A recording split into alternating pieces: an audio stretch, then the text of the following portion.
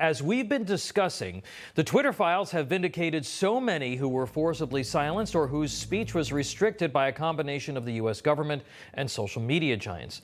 The scandal goes far beyond the Hunter Biden laptop. It impacted the lives and the health of millions of people by restricting legitimate scientific debate and vilifying dissenters in a way perhaps never before seen in American history. Now, from the beginning of the pandemic, Dr. Bhattacharya of Stanford University was a leading critic of the Fauci plan for COVID response.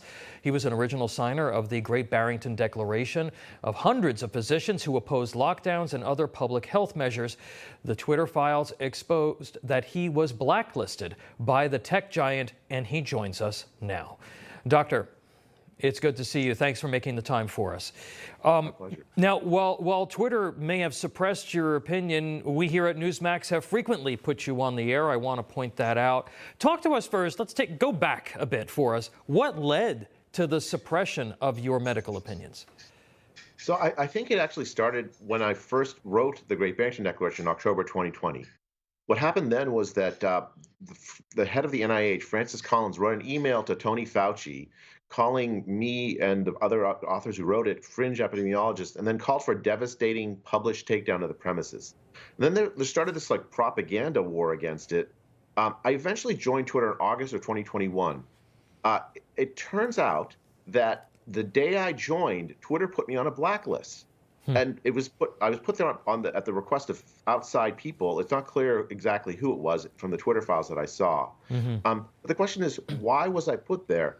It was to suppress the reach of my message. Yeah. The government, I believe, in the form of Tony Fauci's NIH, the CDC, and other agents inside the government. We know this, by the way, from discovery in a lawsuit that we filed against the Biden administration. We have emails, we have direct emails directing Twitter, from the government agencies directing Twitter and other agencies about what to suppress regarding COVID, and even who to suppress in some cases. Right. That's how I got on the blacklist. And the purpose was to make sure that the American people did not hear that there was an alternate point of view to the COVID lockdowns. And it was an effort to create this illusion of scientific consensus that didn't exist.